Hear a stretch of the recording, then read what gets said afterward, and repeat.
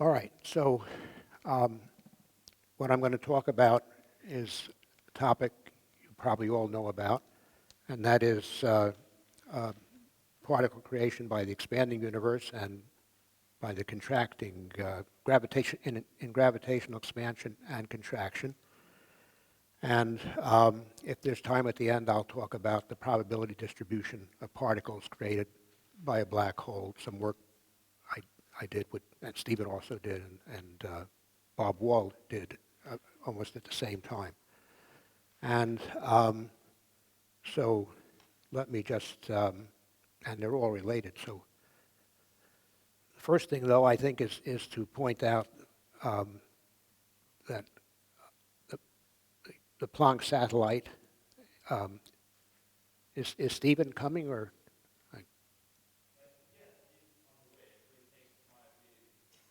Oh, okay, so, Go. okay, all right, so I'll start.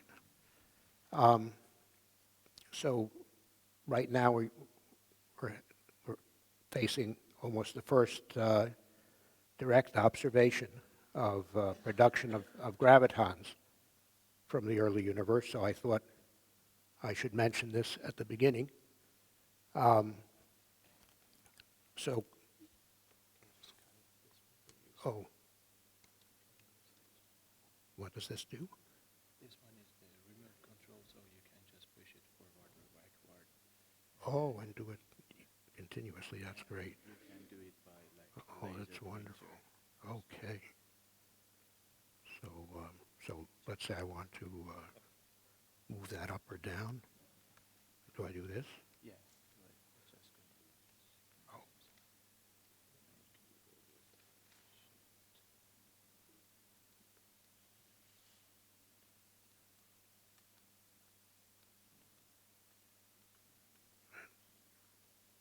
oh my. Well, I can read it now. So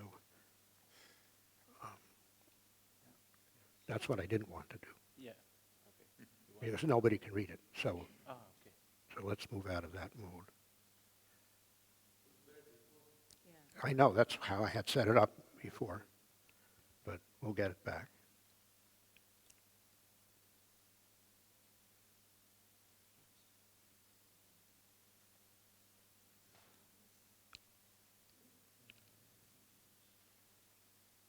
Oh, good. All right. And we also have the thumbnail view, but Yeah.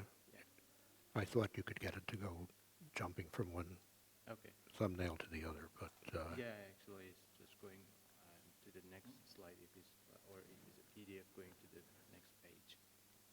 yeah, not, Okay, just going up and down. yeah, that's all I want to do, Yeah, let me test it. If it works. but not changing the size. Yep. Yeah, it's like Oh, good. going down. And this one goes up. Okay, It very goes up. good. This one goes down. Okay. Ah,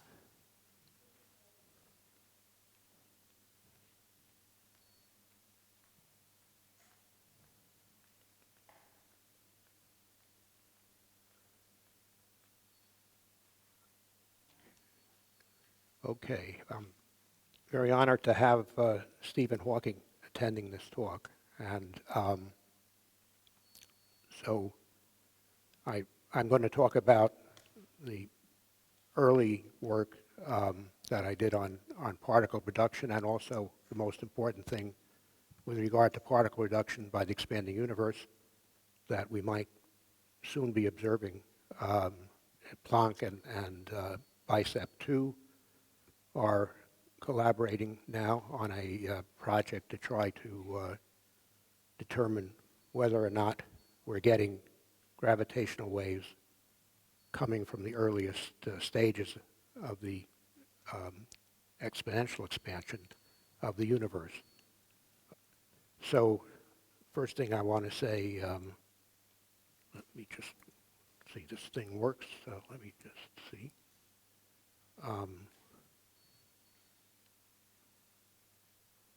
Okay, am I going the wrong way? No. Sorry. Um,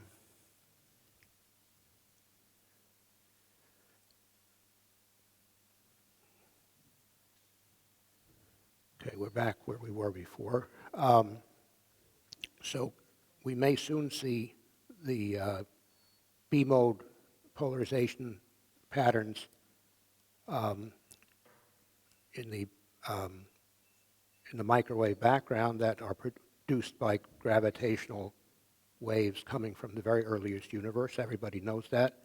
Right now, we don't know it's true yet, because dust also produces similar patterns, but there are ways to differentiate them, and Planck and Bicep are collaborating on that as we speak, and should have some results hopefully in a year or two, and definite results. Okay, so I want to explain how the original, I thought you might be interested in the history of how a novice, so to speak, graduate student went about trying to show that this process of particle production by the early universe does truly occur and produce real particles.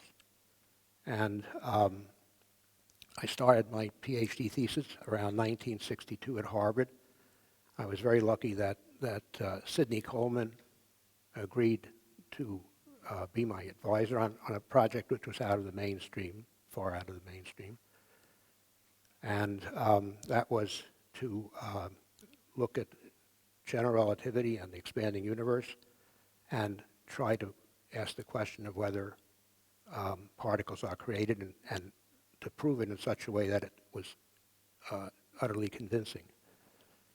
And so the idea was that the only thing we knew at that time was that in flat space-time, we knew how particles are described by quantized fields.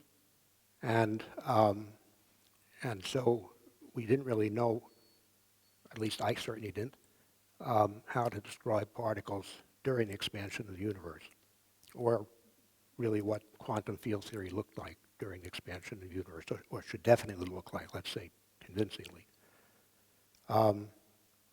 So the idea was to start from Minkowski space and then start, say, with a certain number of particles. We chose 0 to begin with, the vacuum state, and then to propagate into a expanding universe, Friedman, Robertson, Walker, expanding universe, and let it expand in whatever way with certain derivatives continuous and the function A of t, the expansion factor, continuous. And then after a time to very gradually go to a flat Minkowski space again, but of a different, scale, one with a much larger scale. So you had an expansion of the universe and then a gradual start and a gradual stop. Start with no particles and then see if there are particles left at the end, because again, you know what are particles, or how to describe them by quantum field theory. But during the expansion, you don't really know, or did not know. And in fact, there's some very interesting points about that with regard to renormalization. And so let me just, oh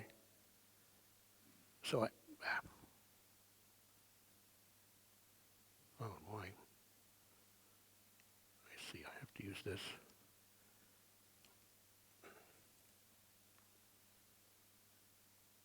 Okay, so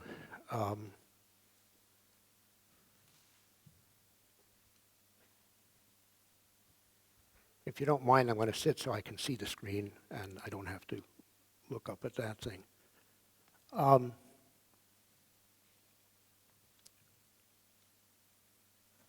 So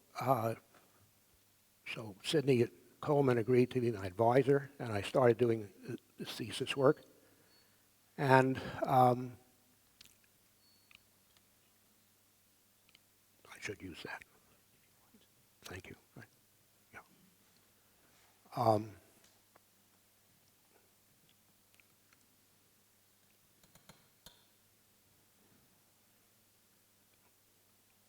Okay, so I already explained the basic mechanism that we were using. And so we started with no particles present, and actually I notice I'm on the Bunch-Davies vacuum at this point. But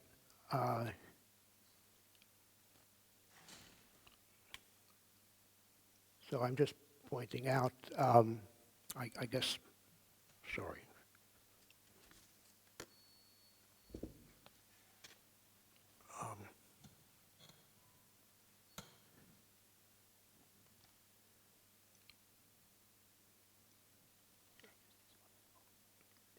Okay.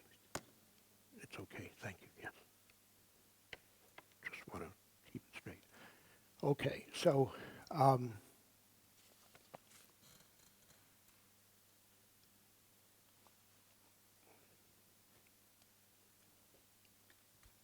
so, well,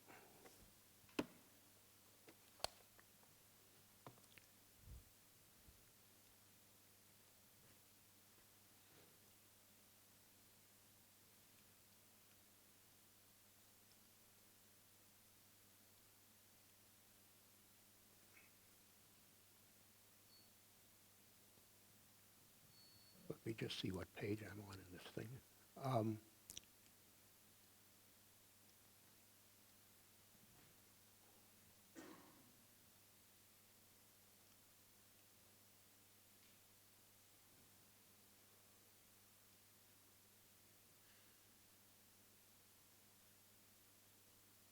Okay, I just wanted to point out also that I will talk about, please, oh, that works better, you're saying? Okay, thank you. Well, I can't do everything at once, no. I'm going to have to move it with this, so let me just do it. That's the one I was using, right. Oh, it's too small, you're saying? Okay, I get you. All right, so let me just, I will not use this one to point that, I'll use this one. For some reason it's,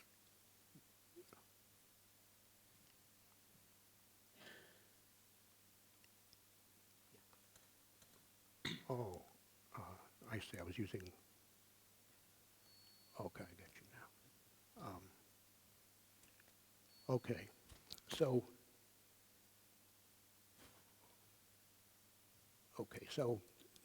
the various cases I considered, among others, were the radiation-dominated, matter-dominated universe, and also what was known then as the steady-state universe, where you have,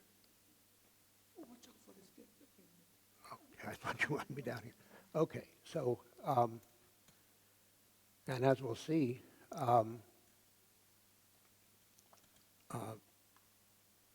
we were, the results I got also allows you to immediately obtain the results for the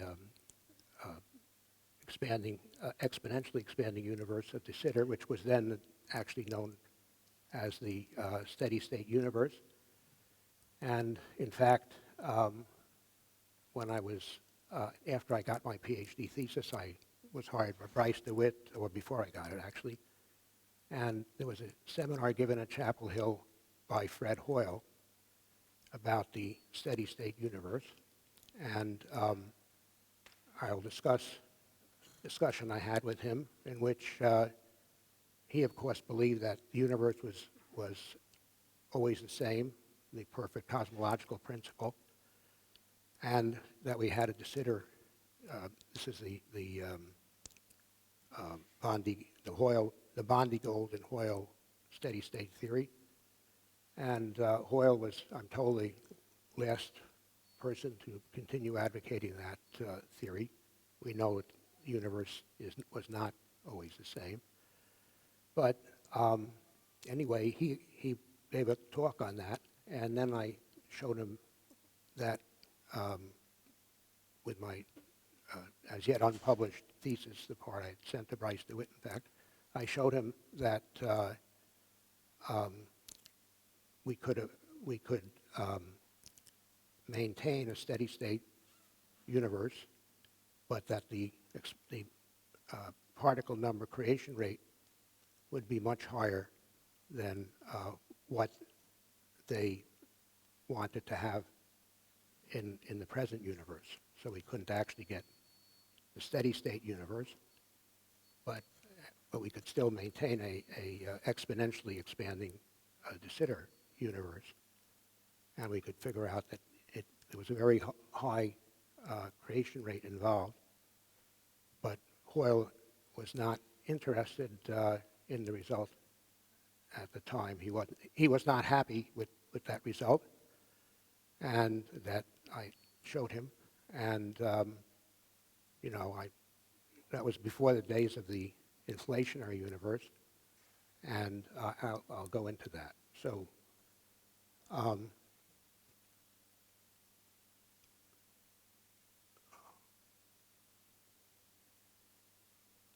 Okay, so let's quickly go through the okay.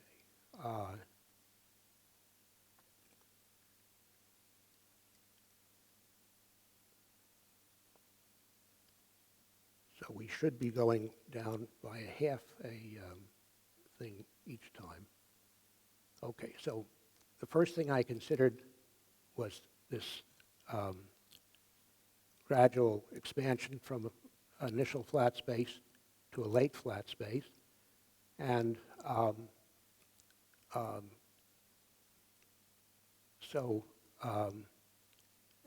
I considered the minimally coupled scalar field, massless and massive, and I found that there was particle creation. That is, at the late time vacuum, when the universe stopped expanding, there were particles present, even though in the Minkowski sense. And furthermore, I just dynamically propagated the field theory from the initial Minkowski space to the final Minkowski space. And in the meantime, that gave you everything that was going on. You didn't have to know what happened in the middle. So first thing was, I guess it's just interesting to explain this.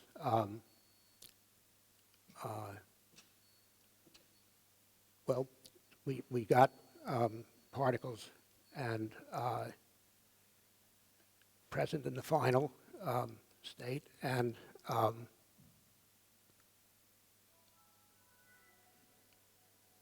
so let me just show you how we got that. And also, I think I should say something that's important is that I wanted to also now see what was going on during the expansion of the universe.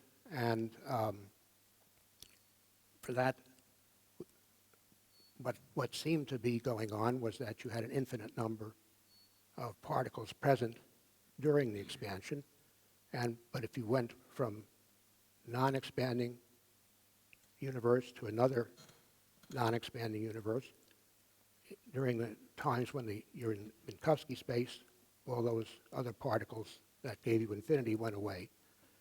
And since I don't cover it all in here in detail, the thing I wanted to say was I had been studying measurement theory, quantum measurement theory, and I had actually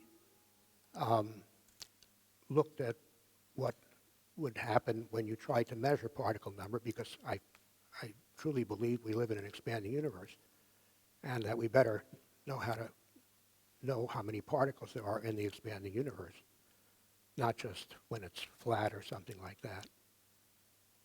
And so I analyzed it from the point of view of measurement theory and renormalization in a rather novel way that is different. Anyway, it turned out that there are these virtual particles that appear during the expansion, and that was why we were getting divergences. But that when you go through the renormalization process, which when I started I was using in that case was this was before dimensional regularization, things like that. I was using something called Adiabatic Regularization, which I used up to second order, and later with Steve Fulling, and actually third order. And then with Steve Fulling, for the energy momentum tensor, you have divergences which require you to go up to fourth order. And we did that for the energy momentum tensor in 1974, I think it was. Okay, so, and as far as the gravitons are concerned, I looked at Penrose's and other conformal fields that Penrose had given for the spin 2 field and the other spin fields. And I showed that conformal invariance, he had looked at it classically. I showed that conformal invariance would give you would give you no particle production for any kind of expansion, as long as it didn't have discontinuity. So this was all done in the thesis. And this thing's not working well, so I'm going to instead go to here so I can actually see what I'm doing.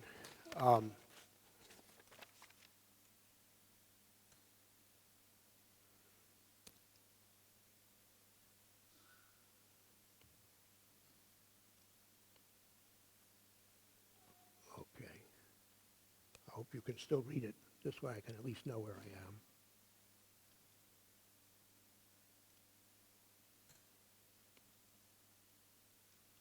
Okay. Sorry.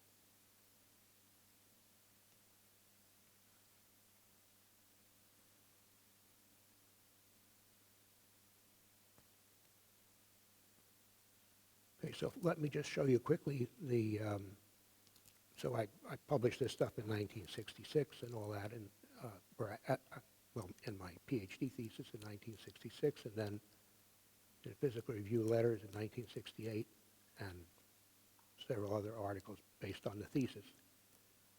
Now, an important point was that Einstein gravitons, as you know, obtained by linearizing the Einstein equation, those do not obey the conformally invariant wave equation, and so we believe there is particle reduction if the Einstein equations are the correct way to go. And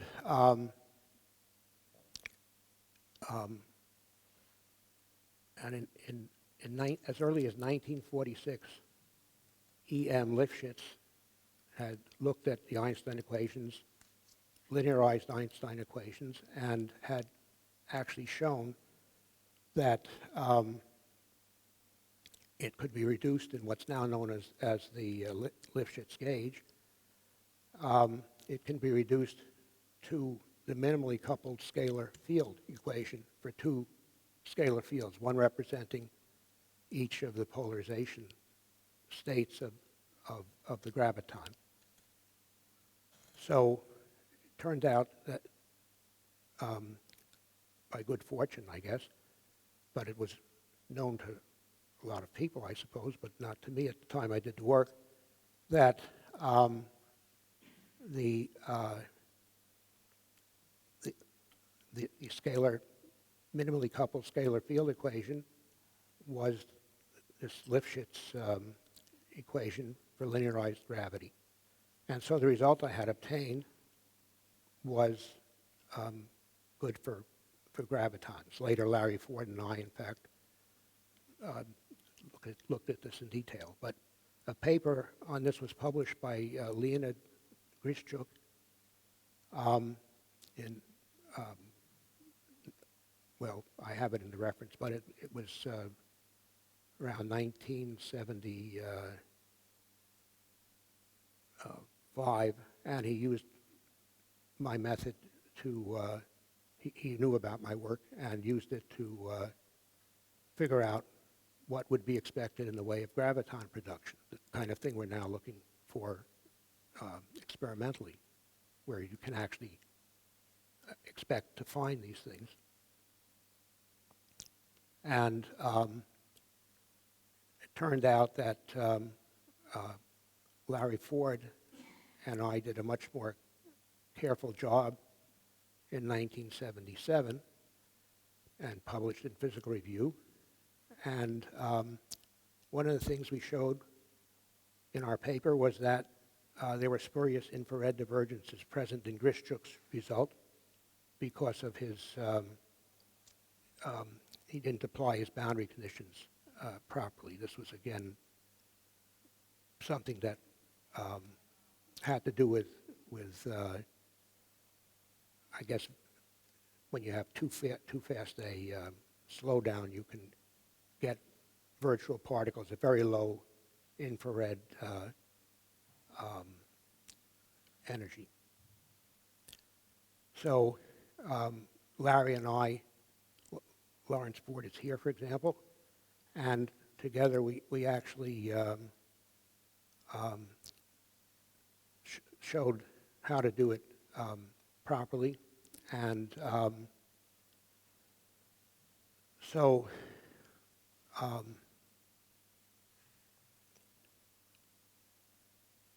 okay, so that's in Physical Review, 1977, as I said. And so finally, in section 3, I'll talk about, let's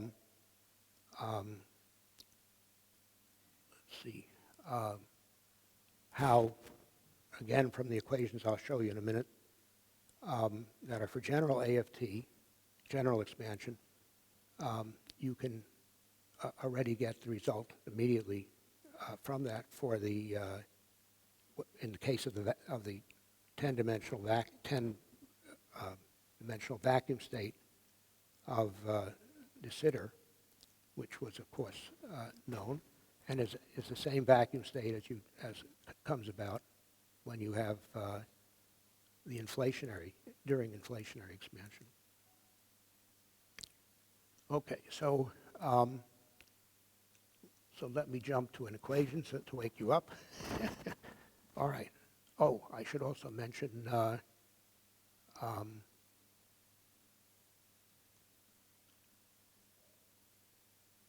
so I'm going to go over the equations, which you probably all know by now. Anyway, oh,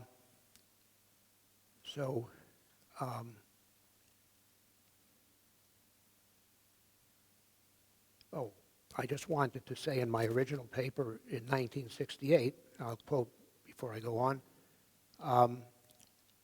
the reason I knew, of course, that there'd be large particle reduction when the universe was small and was expanding rapidly. And that was already in my 1968 paper. And what I wrote in my conclusion was, to quote it here, the particle creation in the expanding universe at the present time is quite negligible. However, for the early stages of a Friedmann expansion, it may well be of great cosmological significance, especially since it seems inescapable if one accepts quantum field theory and general relativity. In considering the large amount of particle creation taking place in the early stages of an expansion, it is necessary, of course, to take into account the reaction of the matter created back on the gravitational field. Furthermore, it may be necessary to consider the effects of the quantization of the gravitational field. Therefore, no conclusive quantitative result can yet be reported here concerning the primeval creation. Okay, well,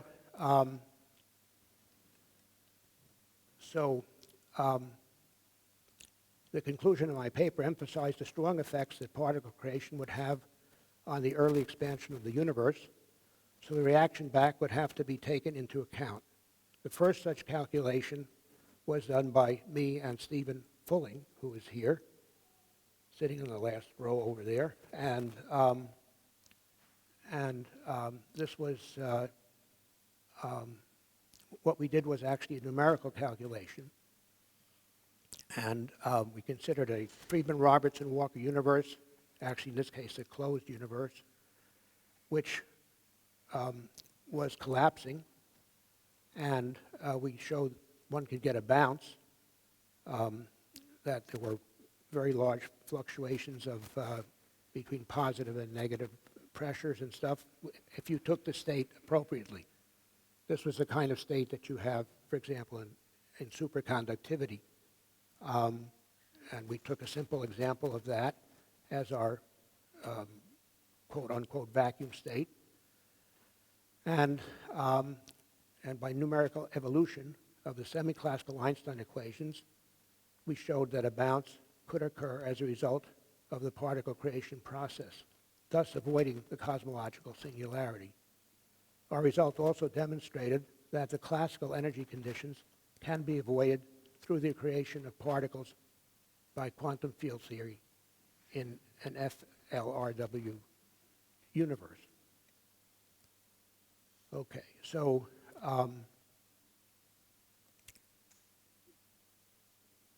as far as let me just get to it when I get to it. And then I mentioned already about using methods of quantum measurement theory to develop the method of adiabatic regularization or renormalization as applied to the particle number operator during the expansion of the universe. And as I mentioned already, in 1974, Steve Fulling and I extended the adiabatic regularization method to renormalize the expectation value of the energy momentum tensor, and that required going to fourth order. Okay. And then, so an interesting sidelight is that I was hired as an instructor to teach at the University of North Carolina, one of the sponsors of this meeting, for 1966 and 1967. The reason was my thesis advisor was away in Europe, and I had to wait until he returned to Harvard in 1966 to fly to Boston for my thesis defense. And Bryce DeWitt hired me as an instructor in a position that had been held by Peter Higgs, in fact, at Chapel Hill. Okay, and I passed. My committee consisted of Sidney Coleman, Sheldon Glashow, and Walter Gilbert, who won, except for Sidney because he passed away too soon, who won Nobel Prizes, Glashow and Gilbert did, and for very different reasons. Gilbert was Schwinger's assistant, in fact, at Harvard, and eventually he got ideas about biology and showed how to sequence the genome in a way that won him the Nobel Prize in chemistry, actually. Okay, so, and while teaching, I already mentioned I went to this colloquium by Fred Hoyle, and I spoke to him and talked about the very rapid production of particles by an exponentially expanding universe, which one can immediately obtain from the results that I had in my thesis. Okay, but I did it for general AFT. Okay, so let me just start out here with the spatially flat Robertson-Walker universe with scale factor AFT and the minimally coupled scalar field equation. Here I'm taking, including a mass m squared, but it need not be 0. And box is the covariant Laplacian operator, 4-dimensional Laplacian. Okay, so so if you just take and you use the symmetries of your space in the Friedman-Robertson-Walker spatially flat one, this is the equation you get, and there's a time derivative here, and A is a function of time. It's the expansion factor. You just expand your field. I'll go through this quickly because everybody knows this already, and so you expand your field in terms of basically creation, annihilation and creation operators and wave functions. And so in this case, we have a spatially flat universe, so you have e to the ik dot x as your spatial part, and then hk of t is the time-dependent part. And it satisfies, when you work it out, it satisfies this equation involving a dot over a and a double dot over a, where a is the scale factor of the universe, and hk, remember, appeared in the wave functions that are inside the quantized field.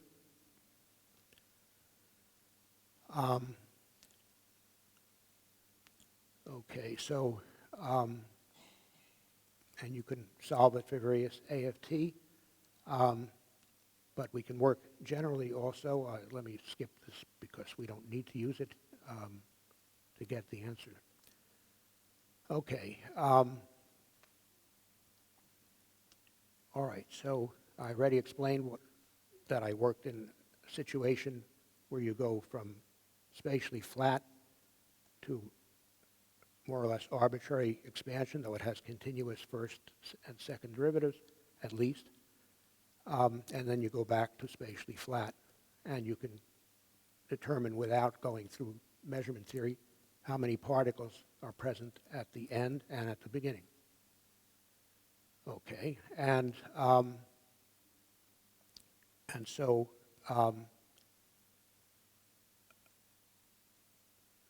I started the universe expanding very slowly, so that you knew particle number turns out to be an adiabatic invariant, as we would expect. Okay, just like the number of quanta in a simple harmonic oscillator, basically, if you compare equations. If you change the frequency slowly, your solution turns out to be the Liouville approximation for the harmonic oscillator with a slowly changing frequency. And so when the universe starts from not expanding and then slowly starts expanding, we know what the wave functions or the time part of the wave function looks like. And this thing here, square root of k squared over a of t squared plus m squared over omega k of t is just basically energy or the energy of your mode k. Okay. And it's good in the limit that all time derivatives of a of t smoothly approach zero. We did look at this very carefully and rigorously using results that were in the mathematical literature, and which I don't have time to go into. So you have a general, now we go through the expansion, we come back to the end, and when you're in the final Minkowski space, after you've expanded in some fairly arbitrary way, you're going to have coefficients alpha k and beta k times these things that look like WKB solutions. They're the Liouville solutions for a harmonic oscillator with a slowly changing frequency. And alpha k and beta k are just complex constants which have to obey the equation alpha squared, absolute alpha squared minus absolute beta k squared equals 1. And that's a result of the conserved Wronskian of the differential equation satisfied by h of k of t. So, so here I'm taking a of t perfectly continuous, a C2 function, that is with continuous and continuous first and second derivatives at least. Okay, so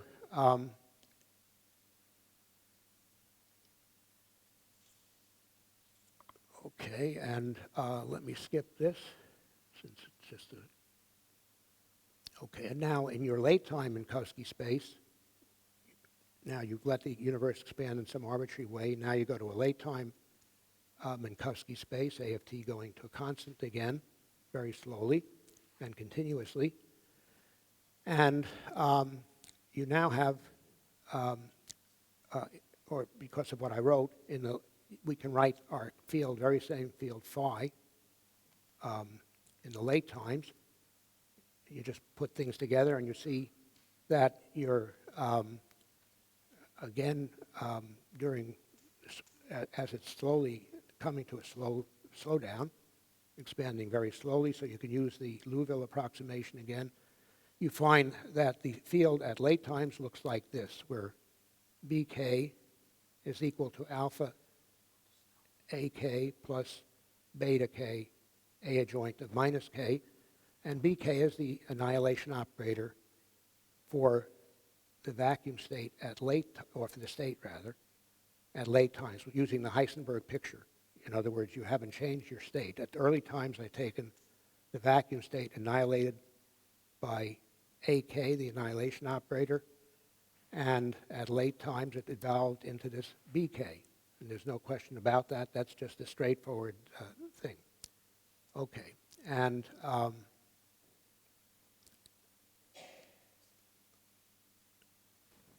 okay, and this transformation turns out to correspond to the creation of particle-antiparticle pairs of total momentum 0 from the vacuum, as required, of course, by conservation of momentum. And this is an example of a Bogoliubov transformation, as I explained in my physical review paper in 1969 in some detail, and in connection with particle creation by the expanding universe. Later, analogous Bogoliubov transformation involving sets of creation and annihilation operators were used by Steve Fulling, who is here, in his thesis at Princeton. And he used it to describe the so-called Rindler space-time of accelerating, a system of accelerating observers. And that was sort of Hawking cites Steve's paper in his original paper on black hole particle production, as he should. I mean, you know, as his, that was sort of where the connection came between the expanding universe and the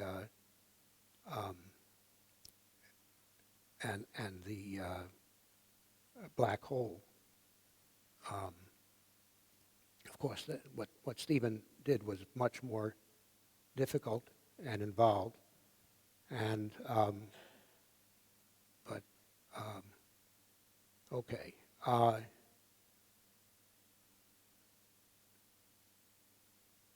Okay, and so if one more thing I should mention is that the connection between spin and statistics. As though it seems very simple what we're doing here, it turns out that already this gives you a way of getting the connection between spin and statistics, which is completely different from what Pauli did, because, and it actually very simple in this context.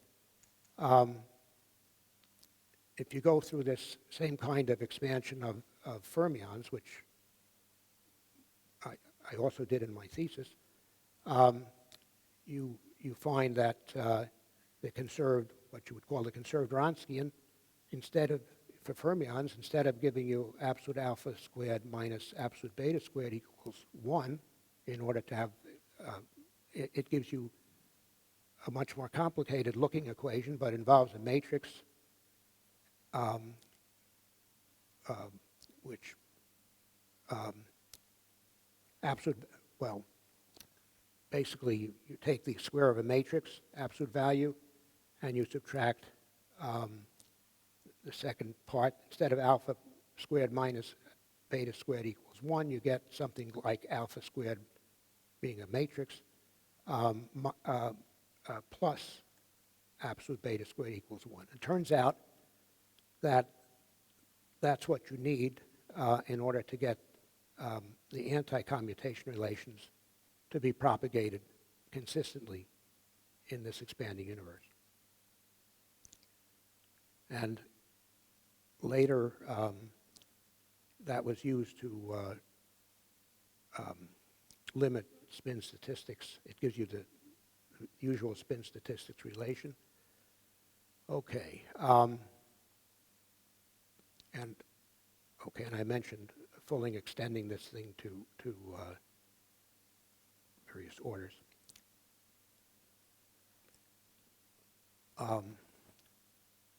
Okay, so now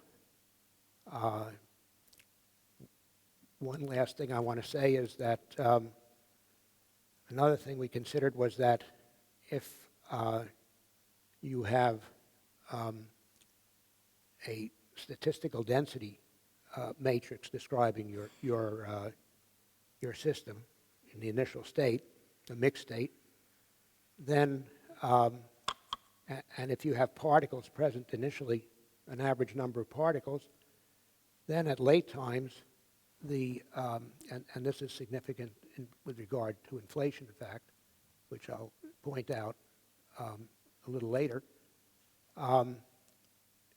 If you have at late times this nk, and it's just given by the trace of the statistical density matrix times B adjoint B, where B is the late time annihilation operator and creation operator.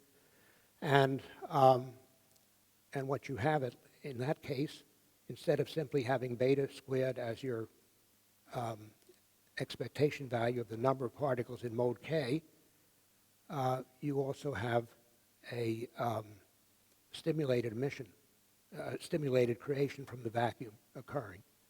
And the result, which is again in my 1969 physical review paper and in my thesis, is that average number at late times equals average number at early times plus, so here we're taking that average number not to be zero.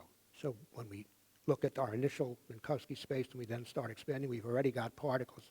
This nk early is the average number of particles in the early Minkowski space. And then we have the usual beta k squared giving us the number of created particles if there were no vacuum, no particles already present rather. And in addition to that, you have this term 2 times the average number of early time particles present, assuming you started from not from a vacuum state. So you've got stimulated boson creation. And for fermions, as I showed, you have the opposite. You have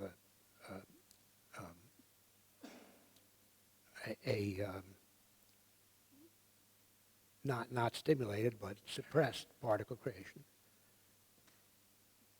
You know, in abeyance with the Pauli principle, but coming out of the field theory. Okay. So what we find, and this is will be significant when I talk about inflation in a minute, the average number of these spin zero bosons present at late times is increased by stimulated creation resulting from the presence of a non-zero average number of these particles at early times, and the opposite is true for fermions, as I said. Okay. So when we discuss the exponential expansion, what it seems to say is that if there were particles present initially, then you could greatly change the average number, increase the average number of particles that get created or that are present at late times. So, okay, and then I just mentioned some work that relates to that I did with Ivan Argullo and Jose Navarro-Salas more recently. Okay, now let me just get to the end of this if I can. So, uh, so as I mentioned, okay, let's talk about exponential expansion. Let's start with a quantized minimally coupled scalar field in an initial flat space-time invariant under the 10-dimensional Poincare group, and suppose, which determines the vacuum, of course, the 10 symmetries, and suppose that the quantized scalar field is in its vacuum state having those symmetries. Let us assume that our universe undergoes a spontaneous fluctuation of some sort with A of t, A dot, and A double dot at least continuous, and that it eventually takes it to an exponentially expanding spatially flat universe with A of t proportional to e to the ht with h constant. So, so after a time, suppose the quantized field in this exponentially expanding de Sitter universe has settled into a state having the 10 de Sitter symmetries. So it'll go through some kind of fluctuations or something, and then settle down from the Poincare symmetries to the de Sitter symmetries, which, as we know, that's the Bunch-Davies vacuum symmetries. And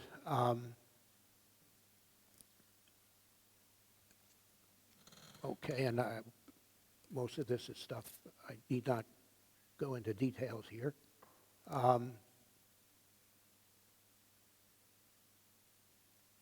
Okay, and let's say this is basically inflationary type of universe we're talking about, and there's something, let's say, that brings it to the kind of universe we have, some reheating or, you know, the usual kind of thing that's discussed.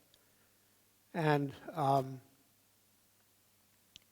then what you can find just from the symmetry, the fact that it's, let's talk about the de Sitter stage for a moment.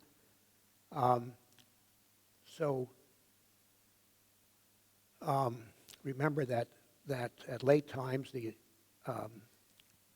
annihilation operator is a linear combination of the creation and annihilation operators in the early time space with an alpha and beta k of T1 now, where T1 is a time when the Sitter symmetry holds. And this corresponds to production of pairs. And we also have, as a consequence of the field equations, that alpha squared minus beta squared is 1. And so you have the correct commutation relations. After de Sitter invariance has been reached, we expect the number of particles present per unit physical volume is constant, of course, to maintain the de Sitter invariance for t greater than T1. Hence, and this is what I explained in my discussion with Hoyle, hence, if t is greater than T1, it follows that beta k squared divided by A of t cubed is a constant. And because your density of particles present physical density is a constant to maintain the de Sitter, because we're maintaining de Sitter invariance. And so during a period for which inflationary equilibrium has been reached, we must have absolute value of beta squared divided by, at time t2, divided by A of t at time t2 cubed is equal to the same quantity at time t1, where both of those times are during the de Sitter stage. And since A of t, we're in de Sitter, and A of t in the spatially flat situation goes as e to the ht, that implies, because of this A of t in the denominator here, that beta squared is proportional to e to the ht cubed after inflationary equilibrium has been reached. So we know from that how many particles, the average number of particles that have been that are present during the inflationary stage is proportional to this. Okay. Is this more or less the same thing as your earlier equation where the particles created were through stimulated emission of the earlier? No, the stimulated emission will. So Yeah. that leads to an exponential growth. Yes, yes, this, this, this gives you the beta squared, but the point is if you already have particles present before it started, you're getting a stimulated, we'll see in a minute, I was just coming Yeah, to that. well, that leads to exponential growth, right? The- If you have particles present stimulating more particles, then they are now present, so they'll stimulate more. Yeah, and you which get a is- lot of Which is growth. exponential growth. So is that where this came from, more or less? Oh, okay, go ahead, yeah. I'll show you. I mean, I wrote the equation, let me get, we're almost at the end here. So this is, even if you have no particles present. Yeah, but once you've got some, they stimulate more. Yeah, you have that formula here, which followed from the statistical density matrix. And what it shows you is that you have this 2 NK, twice the average number of Yeah. of bosons present at early times, and that comes in, that turns out to be the dominant term. Right, so that's exponential. Yes, that's exponential. Yes. NK early is a constant, though. Well, but then the end. Then the this beta becomes squared. This becomes the new early and so on. So Yes, yes.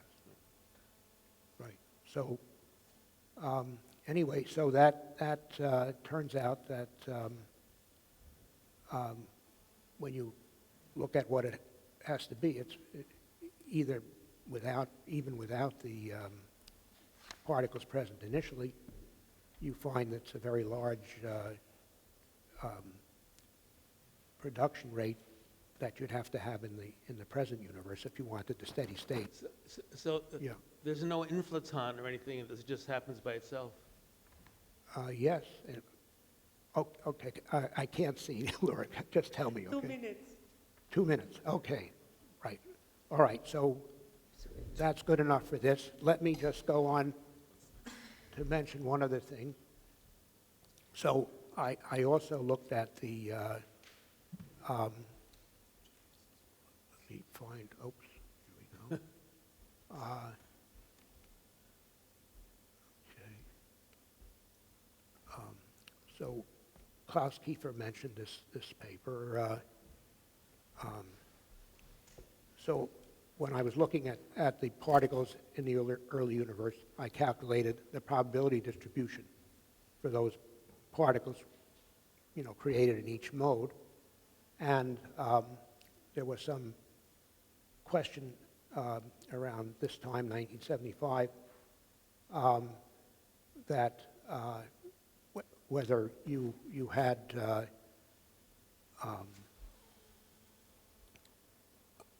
whether you really had a black body distribution of created particles by the black hole. We knew from Hawking's famous calculation that indeed you have the average number being, you had the Planck distribution, but for the distribution of modes, there was some question, and that was raised by Bob Wald. And so when I was looking at the expanding universe in my thesis, as I said, I calculated the probability distribution by a certain method. And it turned out that I followed that method, of course, with Hawking's famous results and his wonderful calculation of the black hole radiation in detail. And it turned out it gave you a very simple way of proving the, if I could get this to go to the next, what happened? Oh, I see what I did wrong. Okay, I'm just going to, well, let me not, I should go. So what I have to do is open this thing using preview. So sorry about this. So here's, no, please, let me do it. It's okay.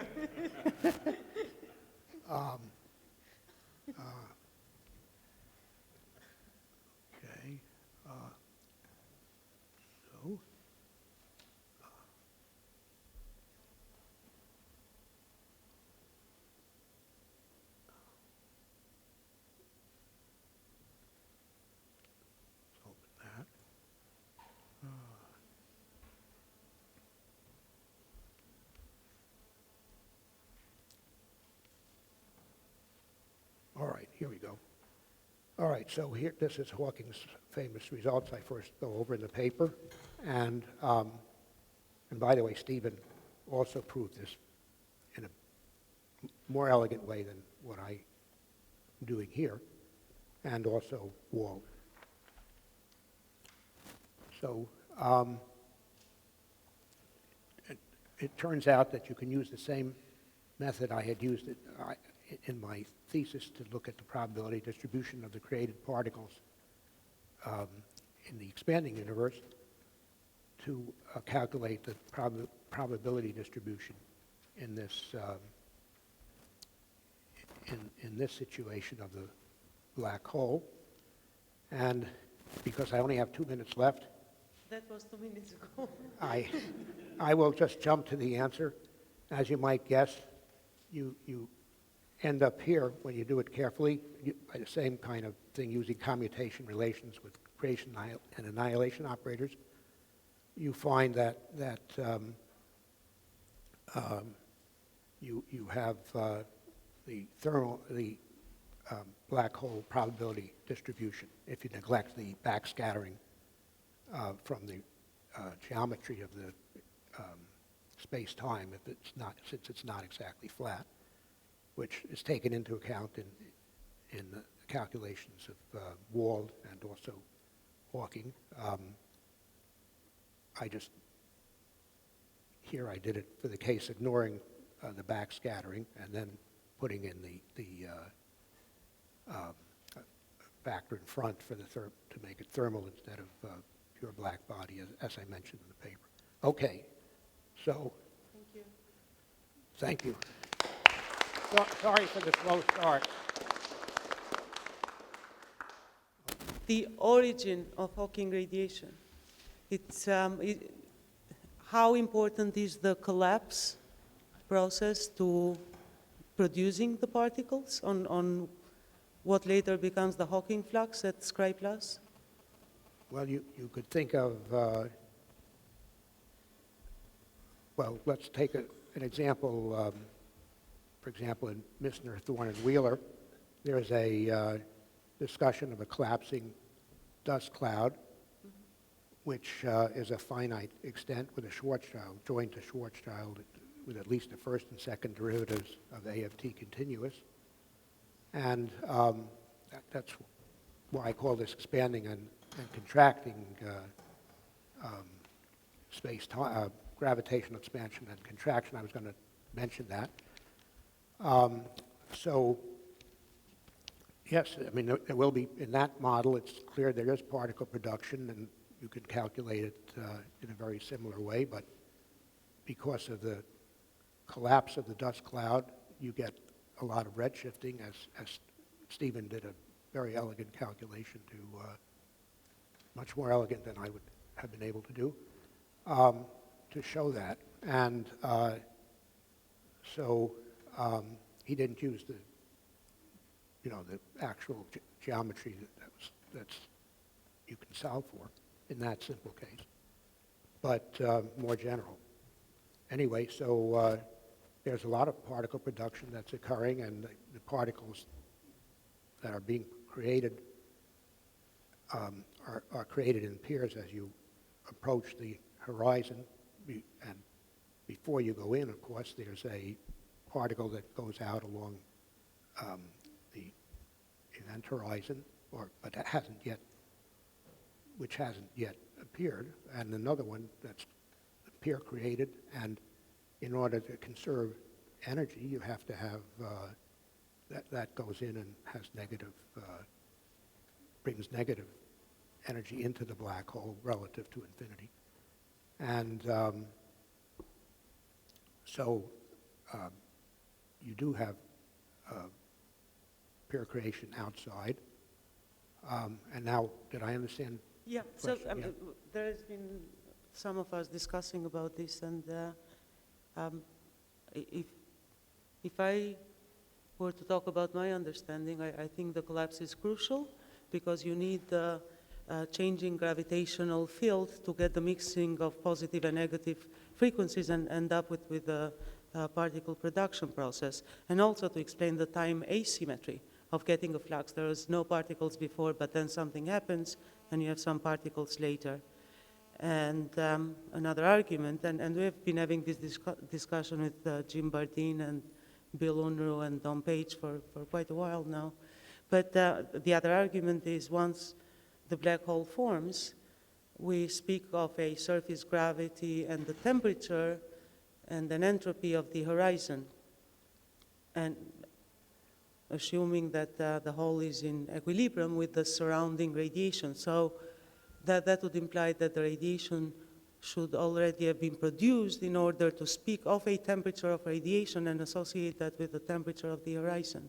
And that has been the debate. There are others, and I'll let Jim speak about this, but they take the view that radiation is produced after the black hole is formed. So it would be good to know which one is the case. And I personally, I don't see how a semi-stationary object can give rise to a flux of particles. Let's think of an eternal black hole, for example. And I also don't see how that object would break the time symmetry and why, and what meaning would the temperature of the horizon of that object have if particles do not exist yet, if the radiation is not produced yet. Well, But I should let the others argue about this. well, I mean, you could, well, okay, but Well, I think nobody questions that there is particle production during the collapse. But the question is how much and what fraction of the mass of the black hole is radiated due to particle production during the collapse phase as opposed to later on when the Hawking radiation is produced. And so what's your opinion on sort of the order of magnitude, rough, in terms of the Planck mass and the mass of the black hole, of the fraction of the black hole mass that would, of the star's mass that would be radiating, would be due to, precipitation during the collapse?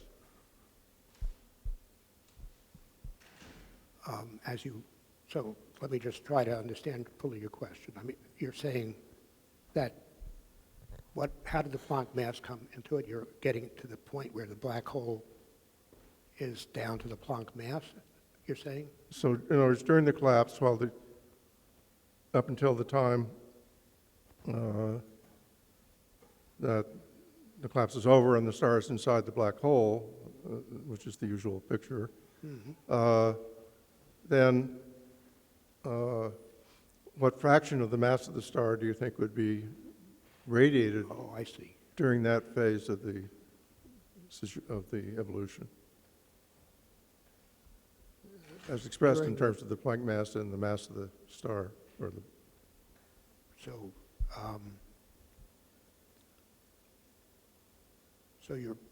so let's give them names. Your mass of your star is capital M or something before? Yeah, so say you have a star mass capital M, Right.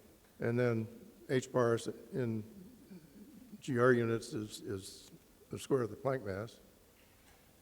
So I would guess that it's proportional to m squared, well, the square of the Planck mass divided by m, which is, of course, very small for a, and well, the fraction would be of the mass of the black hole would be then mp squared over m squared.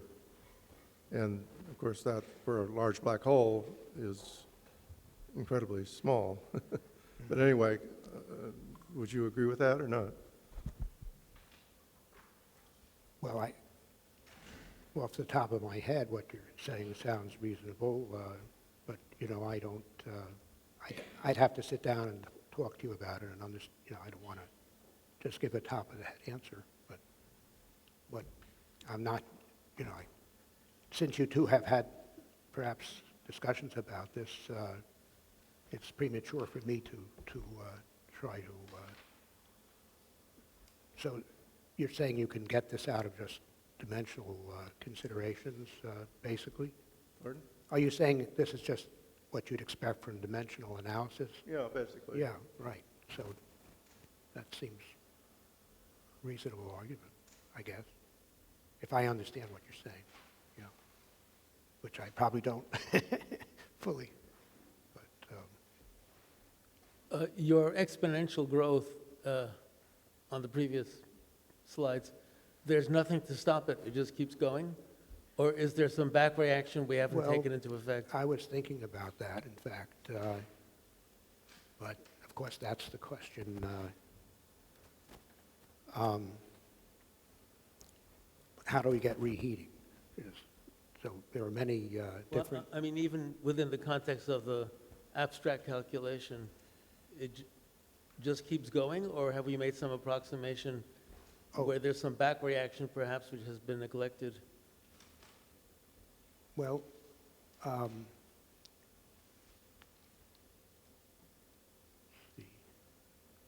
well, my calculation, my stuff was just based on the 10-dimensional de Sitter symmetries.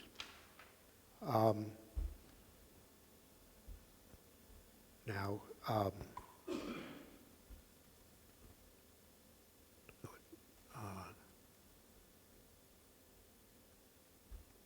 well, I've been considering a possibility for another mechanism for reheating, which I'll just throw out there. And I think that probably it's been considered by Stephen, I'm pretty sure, I would bet. But in any event, if you have your exponentially expanding universe, I would think that you would have a certain probability for a black hole production of black holes, which, as you're going, they would be producing radiation or evaporating, and they would. The model I was hoping to talk about, or to think about, which you guys can probably do much quicker than I can, is where you have energy produced by the set of evaporating black holes that is created during this exponential stage, and there's a number of little points to it that I would have to, maybe I can get some advice from people about. But it strikes me that as these black holes evaporate, they could serve as a source of reheating at some point. You could get some calculation of the possibility that they could end the inflationary stage at some point and bring you into a radiation-dominated expansion. And one important thing, and here I'd like to let me ask you all a question. During this situation, suppose that since the dark matter, we don't know what dark matter is, but one thing we do know is that it interacts gravitationally, or it seems to have it's sitting in galaxies and so forth, around galaxies. So it could be weakly interacting matter or whatever, but the point is, whatever it is, it's going to be created by the black holes that get produced as part of the inflationary expansion, and there'll be some. So if you take that into account, you should be able to get an idea of what temperature the radiation would reheat the universe too. And it might tell you something about the content of the universe because of the fact that even things which only interact gravitationally uniquely get created by the black hole. And so that includes dark matter. And I think that could be important. And this is just what's, some thoughts I was having. And I'd be very interested to know what's wrong with it. There's probably stuff wrong with it. But anyway, as long as you ask the question. Well, presumably your effects also produce dark matter, right? I mean, you've only done the zero mass field or something, but in principle, it should also produce dark matter. Yeah, I guess so. And here I'm thinking from the black hole production. As far as I know, there's no reason why you wouldn't also get dark matter created, because it's just through gravitation. And so I don't know. So I'd be interested to get feedback. I know somebody's supposed to talk now, and I'd like to, I should stop, and let him have his time. But, so, Emil, I guess you could come up. Oh, Oh, I'm sorry. Then, yeah, let's have discussion. I would like to get answers here. Is it obvious what's wrong with, is anything wrong with this possibility? Because, it can give you numerical results which you can try to test. Like, yeah, the presence of the dark matter, you want to get the right percentage of that, and you have a reheating temperature you'd like to get to, and to exit inflation, and you can actually try to put that together and figure out what happens, if it works. Well, let's see. So dark matter normally is considered cold. So presumably, if there is a dark matter particle, it's heavy. And if the dark matter particle is heavy, it's going to be emitted only at the very end of the evaporation of a black hole. So it can't be a dominant part of the total energy generated. It can't Well, possibly... here I'm talking about microscopic, very tiny black holes created during inflation. So you could calculate what the number of... They evaporate Okay. at a very All high right. temperature, according to Stephen's calculations. So you could use your model to put a constraint on the number density of small black holes in the early universe, because there's only a limited amount of dark matter available. Things like that, yeah, if we run into Okay. contradictions in temperature. So, yeah, so You studied the neutrino flux production in the 60s, 65, I think, the paper, yeah. You're asking about what? I think you studied a similar problem to what is being discussed here, but for you're talking about neutrinos viscosity. Neutrino produced by a black hole? I don't recall Okay. discussing I think you're talking particles about, produced by black holes, no. I think Or Charlie neutron looked at stars. neutrino viscosity in, Oh, yeah, I played that game of neutrinos viscosity, but Yeah. that just assumed that there were neutrinos there and Yeah. hoped that they would do something useful, but that was in connection with this mixmaster business that never fit into the real universe. Okay.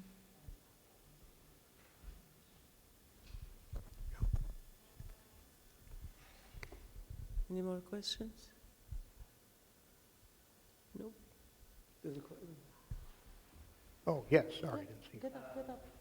Actually, come here so you can use your microphone. I'm just a bit puzzled by that stimulated particle production that you mentioned. You said that there is just an exponential particle production during inflation, something like that. So if the number density of the particle is norma beta k, then and then after, and then there is a period of exponential expansion, then you will have just an exponential expansion of particles. Is that what you said? No, not exactly. That you have beta squared, Yeah. and it's divided by a of t cubed, and we're taking it to be an expanding, a exponentially expanding universe. That's what has the de Sitter symmetries, the 10 de Sitter symmetries. Mm-hmm. That's a de Sitter universe, and so that's the situation. And then A of t in such a universe goes like e to the ht, and the beta squared over A of t cubed I remains think, constant during. yeah, I think it should be, norm of beta squared times a cubed is the total number of particles in just the Well, physical volume. We're And talking then this should remain constant during expansion. That means That's that right. the total it isn't the quite. number density of the particles in later times will be just exponentially decreasing, which is something quite intuitive. And but what you mentioned was quite counterintuitive. But So that's not quite what I was saying. I guess I didn't go into enough detail that we're talking about a coordinate volume L, okay, and A of t times L gives you the actual physical volume of this, say, think of a cube or whatever you want, and the de Sitter symmetry involves A of t going like e to the ht, yeah, I understand. and that was the point, that I didn't mention the L. So actually, So beta, norm of beta is just the number density of particles, the co-moving number density. absolute beta squared. Yeah, that's the co-moving number density of the particle. It's the And then when you just want to find the physical number density of the particles, you have to just multiply it with a cubed. And then that should be remaining constant during the expansion. So that's quite intuitive. And then during the expansion, if you get an exponential expansion afterwards, then that should be decreasing just exponentially, which is quite, no. Okay. I think he's asking about the energy conservation, the Bianchi identity in this case, which would be the energy conservation, pressure times d of the volume plus the energy density times v would be equal to 0. So the relation is after of how the density dilutes with the volume expansion, whether it's de Sitter or matter-dominated or radiation-dominated universe. That's just guaranteed from the Bianchi identity. It's already built in the equations you showed. right. That's already there.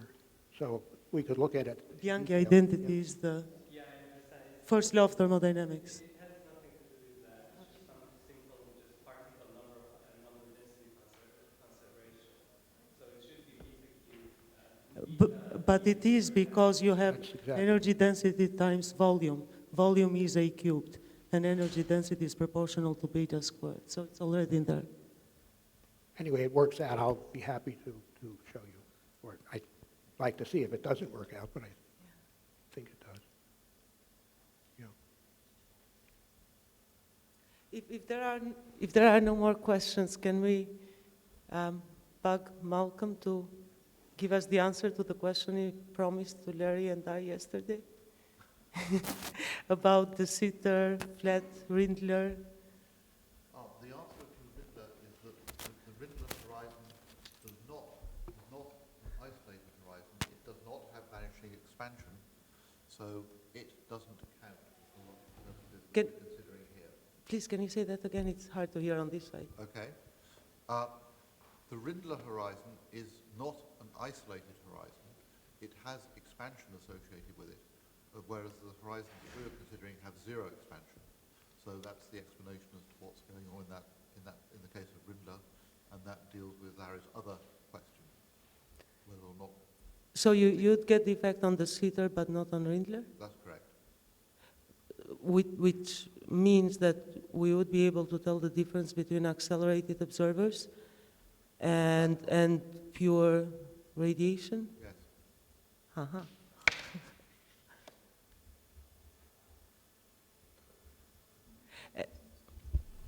Malcolm?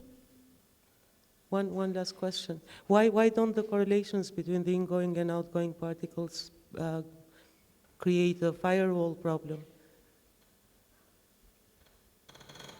I had not thought about that. Tomorrow. Thank you.